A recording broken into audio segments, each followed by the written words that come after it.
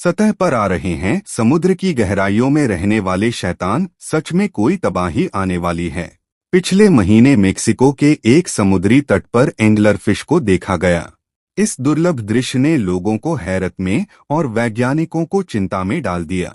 जलवायु परिवर्तन के असर को लेकर डिबेट हो रही है। बीते महीने एक हैरतअंगेज घटना घटी। समुद्र की गहराइयों में रहने वाली एक मछली स्पेन के एक तट के पास दिखाई दी। इसको एंगलर फिश कहा जाता है। दूसरा नाम है सी डेविल यानी समुद्री शैतान। ये मछली अटलांटिक, प्रशांत और हिंद महासागरों में पाई जाती है। समुद्र की सतह से 500 से 4500 मीटर की गहराई पर घुप्प अंधेरे में रहती है। स्पेन के टेनेरिफ तट पर जो एंगलर शिप देखी गई वो मादा थी। काले रंग की दमकती हुई इस मछली के दांत लंबे और नुकीले होते हैं। सिर के ऊपर एक लचीला सा एंटीना होता है। ये शिकार को इसकी तरफ आकर्षित करता है। समुद्र के भीतर डर का पर्याय मानी जाती है। ये मछली बड़े ही शातिर तरीके से शिकार करती है और समुद्र के इकोसिस्टम में अहम रोल निभाती है। एंगलर फिश डीप सी।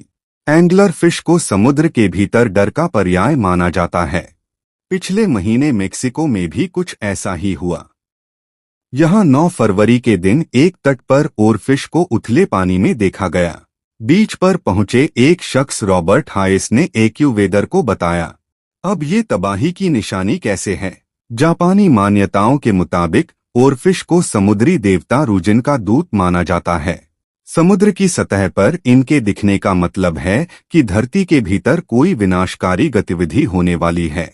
मसलन भूकंप आ सकता है और फिर सुनामी भी। सोशल मीडिया पर यह भी कहा गया कि फुकुशिमा परमाणु त्रासदी से पहले भी ओरफिश देखी गई थी। ये तो बात हो गई मान्यताओं की, लेकिन विज्ञान का कहना कुछ अलग है। इस बारे में आगे बात करेंगे, लेकिन उससे पहले समुद्र के भीतर रहने वाले उन जीवों के बारे में जानेंगे जो पिछले कुछ सालों में सतह पर दिखाई दिए हैं। एंगलर फिश के बारे में हम आपको बता चुके हैं। अब थोड़ा ओरफिश के बारे में जान लेते हैं। इसे सी सरपेंट कहा जाता है, यानी समुद्री सांप। साल 2013 में एक 5.4 मीटर लंबी ओरफिश को कैलिफोर्निया के तट पर देखा गया था। ऐसा ही कुछ 2017 में फिलीपींस में हुआ, जहां एक मछली पकड़े वाले ने अपने जाल में 2 ओरफिश फंसाई। ओरफिश समुद्र में 1000 फीट तक की गहराई में रहती है। जापानी मान्यताओं के चलते इसे डूमसडे फिश भी कहा जाता है। Deep sea jellyfish. ये दुनिया की दुर्लभतम जेलीफिश है। समुद्र में 1000 से 4000 मीटर की गहराई में पाई जाती है। साल 2022 में कैलिफोर्निया के एक तट पर नजर आई थी। देखा गया कि इसके हाथ बहुत लंबे थे। इनका आकार रिबन जैसा था।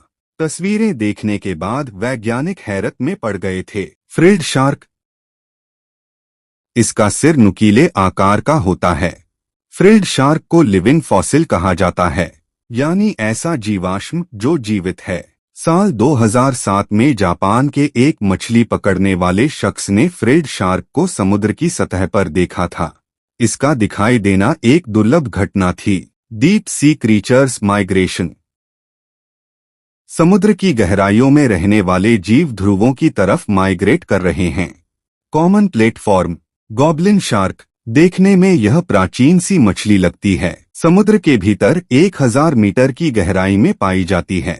अमेरिका के फ्लोरिडा राज्य के एक तट पर साल 2014 में देखी गई थी। इसका आकार, नुकीले दांत और डर से भर देने वाला जबड़ा इसे एक ऐसी मछली बनाते हैं जिसे एक बार देखने के बाद भूला नहीं जा सकता। क्या है वजह? कहा जा रहा है कि कोई बड़ी त्रासदी होने वाली है। हालांकि वैज्ञानिकों का कहना है कि समुद्रों के बहाव पैटर्न में हो रहे बदलाव, सतह के नीचे बदल रहे वातावरण और शायद इन जीवों के बीमार हो जाने की वजह से वो ऊपर आ रहे हैं। वैज्ञानिक एक बड़ी समस्या की तरफ भी इशारा कर रहे हैं, जो जलवायु परिवर्तन है। क्लाइमेट चेंज हमारे समय की एक प्रमुख समस्या है।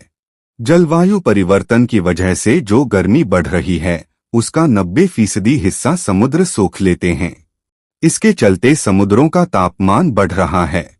तापमान बढ़ने की वजह से समुद्री पानी में मौजूद पोषक तत्वों पर भी असर पड़ रहा है। पानी में मौजूद ऑक्सीजन में भी असंतुलन आ रहा है। गहराई में ऑक्सीजन की सप्लाई घट रही है। समुद्री पानी में पोषक तत्वों का संतुलन मरीन स्नो से बनता है। फाइटोप्लैंक्टन सेल्स और bacteria particulate organic carbon flux (POC) के तौर पर इन जीवों के पास पहुंचते हैं। लेकिन अब ये मात्रा घट रही है, साथ में तापमान भी बढ़ रहा है। ऐसे में वैज्ञानिकों का मानना है कि ऑक्सीजन, खाने और बेहतर रिहाइश की तलाश में ये डीप सी क्रीचर ऊपर आ रहे हैं। वैज्ञानिकों का कहना है कि इन समुद्री जीवों को ठंडे वातावरण की तलाश है।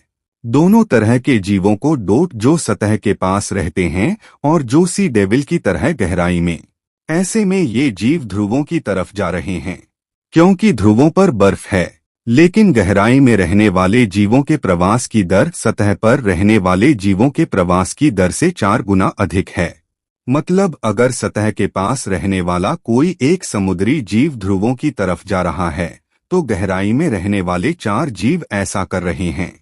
ऐसी आशंका जताई जा रही है कि इस सदी के आखिर में ये दर बढ़कर 11 गुना तक हो जाएगी। दोस्तों, आपका डीप सी क्रीचर्स के बाहर आने पर क्या ख्याल है, कमेंट में लिखकर जरूर बताएं। और सब्सक्राइब करें ऐसे हाई वीडियोस के लिए।